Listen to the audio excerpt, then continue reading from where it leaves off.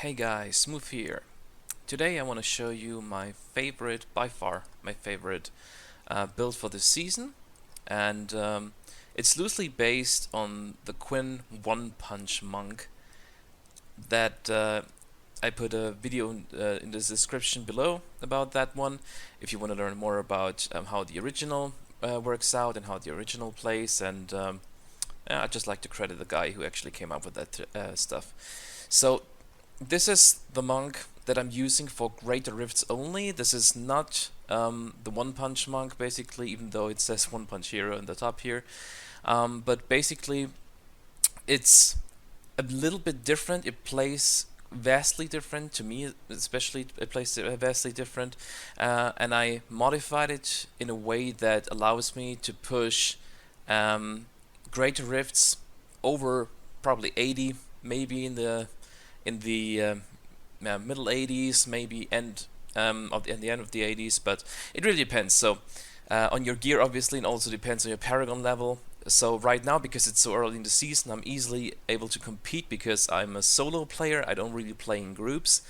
And if you want to really push the leaderboards as the season progresses, you need to play in groups in order to gain the amount of Paragon points that you need in order for you to compete on the leaderboard. So basically, I'm going to show you my gear. I'm going to show you what I'm using. For more information on how exactly this works, you can check out Quinn's channel. He has multiple videos on the monk this season, and I'm sure he's going to be happy if you check him out. So let's go into it. Okay, so first of all, the gear. I'm using the Sunwuko set. So the Sunwuko set is basically you get multiple set bonuses as always. You get the sweeping wind damage taken is reduced, which means that we're going to be actually able to survive in those higher greater rifts. Also, you get the forced bonus. Every second sweeping wind spawns a decoy next to the last enemy you hit that taunts nearby enemies and then explodes for 1000% weapon damage. The cool thing about this is that we're basically not even tanking the mob. So the only thing we have to watch out here is we have to make sure that we are not getting hit by ranged attacks most of the time. But melee attacks are essentially completely obsolete. So that's awesome. I really love that. Also, the 6 set bonus gives you 3000% of increased damage for your Wave of Light, which is our main attack.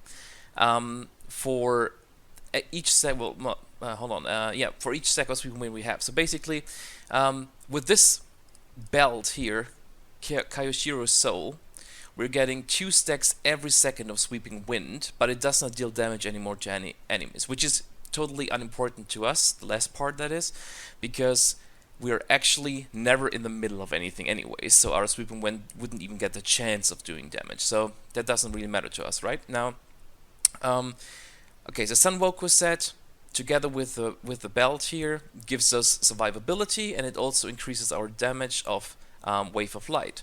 Now, the problem would be then that Wave of Light is going to be cast on yourself, so we would have to stand in the middle of enemies in order to deal damage. However, by using Krin's Gaze, whatever whatever that name is, basically we're able to cast it wherever we want. So if I just hold down Shift and I place it here, we can place it there, here, wherever we want. So we are essentially now not a melee character anymore, but a ranged character, which is really cool, and it gives us all the survivability. We need exactly these parts. So this is not a build that you can just play with like random stuff. We need exactly these items, and specifically in that order. I will get into that a little bit more in a bit. Now, in order to survive, have additional survivability, we're going to use a Unity legendary ring. And obviously our Templar also needs one because of that. On top of that, we're using a convention of elements as usual for most classes, for most damage classes that is. The convention of elements is by far the best string that you can use. Most people would use it in their cube, others would use it in their, well, they would wear it and have it like, for instance, like mages would use, or wizards would use their convention of elements um, in their cube, but we have to wear it because there's something else we have instead in our cube, which takes up the ring slot. We need to use the crudest boots as well. That gives us 2 mystic allies that fight at our side. And the cool thing about our mystic allies, if we use mystic ally, air ally, means that our spirit regeneration is extremely high, right? We need a lot of spirit regen for this. Also, we get additional damage, not that much damage, but we get a little bit of additional damage from those. As you can see, the spirit goes down pretty slowly, but if I take that one off, we don't have nearly enough regeneration anymore. Plus, we're gaining a lot of attack speed with some of the other features I'm going to show you soon, and with that attack speed, we're not going to be able to stack our spirit again. So we're gonna run out, and then we don't have any damage, and then we will die. So that's why we need that. Now the last part is, the last 2 parts are the bracers, Pinto's Pride, which is basically a buff for our wave of life, for our main damage. Straight up 100 up to 150% more damage, as well as a slow, which gives us even more survivability. And then we have the Incense Torch of the Grand Temple. Now, in Quinn's build, he's usually using these 2. Hold on. Right. He's using a Kayoshiro's Blade, which increases the damage of Wave of Light by up to 250%. And he's using an Ingium. We're not using either of these because, well, we're using this one in our cube, and this one is obsolete. Because we don't need the cooldown reduction for our dashes, because we're basically doing greater rifts and we can't just one-shot everything like we can in solo play. So that's why we use this one instead, the Incense Torch of the Grand Temple. Because we need this, we need every piece of spirit cost reduction we can have for the Wave of Light. It's the only way that we are never running out of spirit, basically. If you look into our Kanai's cube, we have Kayoshiro's Blade, as I've mentioned before. We have Cinder Coat, which reduces the resource cost of fire skills additionally by 30%. And we have our Ring of Royal Grandeur to make up for the only 5-piece Sunwuko's bonus, so we get the 6-piece Sunwuko's bonus. That's basically already it. As you can see, I have a lot of toughness because of it. I'm going to go through the skills now. The skills are Wave of Light, Explosive Light, Dashing Strike with Blinding Speed. If you want to do only like 70s-ish, you can exchange that for Way of the Falling Star, because you just get a little bit more movement speed, just like with Quinn's video. But I prefer Blinding Speed for those higher greater rifts. We're going to use Mantra of Salvation with the Agility rune. We're going to use the Mystic Ally, Air Ally, as mentioned before. The Sweeping Wind, Inner Storm, which gives us even more spirit back, and we need that spirit desperately. Plus, it makes us almost invulnerable in even higher greater rifts. We're not going to take a lot of damage. But there's a little bug that I'm going to mention in a second as well. Also, we use Epiphany to even increase our spin regeneration more, because even with all that spirit regen, we're never going to have enough if we're going to do really high greater rifts, because we need to spam our Wave of Light so much that we even need that. And also we're using the Desert Shroud rune to even reduce our damage more. So if I pop that, you can see that I'm at around 198 million. If I dash, I'm at 330 million toughness, which gives us more than we need actually to easily survive most attacks. Sometimes you get trapped, sometimes the lag from the game itself makes you die. So, I mean, that's just the game itself. But other than that, it's usually almost impossible to die, even in higher greater rifts. And even though I've died before, yes, I did, but that's usually happening when the Sweeping Wind rune doesn't work anymore. But yeah, more about that in a second. As passives, we're using Harmony, so we get more resistances. We're using Unity, so we can stack some damage. And we're using cooldown reduction, Beacon of Etar, or Ytar, I think Etar, I think is the name. And we're using Seize the Initiative, which makes it so that every single time we're using the first attacks on the enemy, that gives us 30% attack speed. So what takes quite a long time now to cast, since it's a physical attack, originally at least, we're able to spam that. This is what makes will make our spirit drop quite fast as well, but it will make it easier for us to burst down enemies quite fast, which is really cool. Yeah, as I've mentioned before, there is a bug with Sweeping Wind, because the belt usually should allow us to gain 2 stacks every second. However, so it never should run out usually. However, sometimes there's a bug when you can't stack those 3 stacks, and sometimes it does run out. So you have to be careful and keep an eye on the Sweeping Wind sometimes, because sometimes it does like consume 3 stacks and then you're out of Sweeping Wind. It's not running anymore, so your toughness goes down by quite a bit. And on top of that, you won't be able to regain enough spirit to keep going, to actually deal damage, and so on and so forth. The biggest issue here is that once it's out, you need to get away from enemies, because for some reason that I haven't figured out quite yet, is that if you don't get away from enemies, it will not stack. So if you're in the middle of an enemy pack and you don't dash out, then you won't be able to stack the Sweeping Wind, and the next time you're going to use your Wave of Light, it's run out again. So that's a bit tricky here and there. It's not perfect, but, well, what can we do, right? So this is the build, basically. Yeah, Paragon points. You want to have maximum movement speed. I'm personally going for maximum spirit after that. I've seen people not go with maximum spirit, or they put every single point in dexterity, but I prefer to have that extra spirit because it's quite a lot actually. It will make it easier for you to sustain your Wave of Light, even with that, all that, like I told you before, all that spirit cost reduction. It still runs out sometimes, so especially with the Rift Guardians, right? But yeah, with that it should be easy. So the rest goes into dexterity after you've maxed out your movement speeds. You want to have the movement speed as always at 25%. Then the offense goes into cooldown reduction. Well, I would actually go critical hit chance first, then critical hit damage, then cooldown reduction, and then attack speed.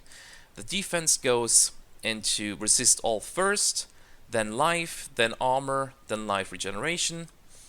And the utility goes into resource cost reduction, area damage, life on hit, and gold find.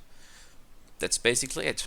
If you want to see how that looks, after I'm done here, you can watch me clear, I think 77 rift that I did earlier today, and I even made a lot of mistakes because of my recording software was giving me a few issues here and there. I had a bit of lag as well, and also I wasn't really concentrating that much. But I easily cleared the 77, and I'm pretty sure I could do with like maybe 200 more Paragon points. I could easily do like an 82, 83 rift, and yeah. That's basically it. Oh yeah, the Templar, by the way. If you, the Templar, for me, the best it works out is obviously you need the enchanting favor, so that your follower cannot die. Otherwise, you're not going to be able to profit from the Unity bonus.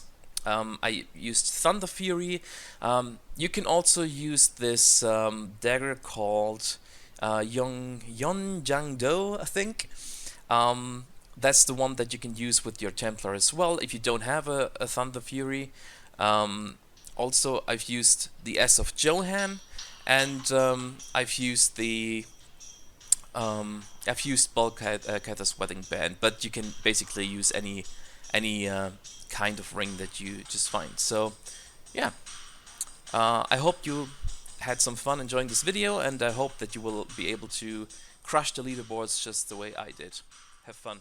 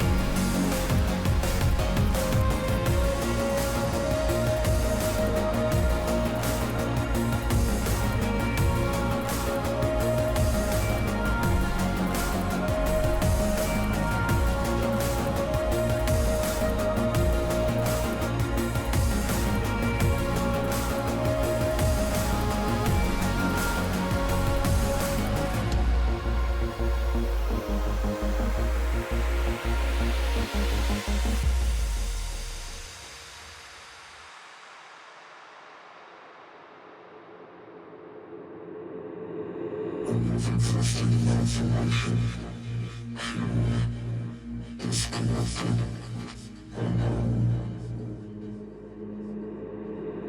We are dizziness. We are because the barriers between us have fallen, and we have become our own shadows. We can do no more if we join with you.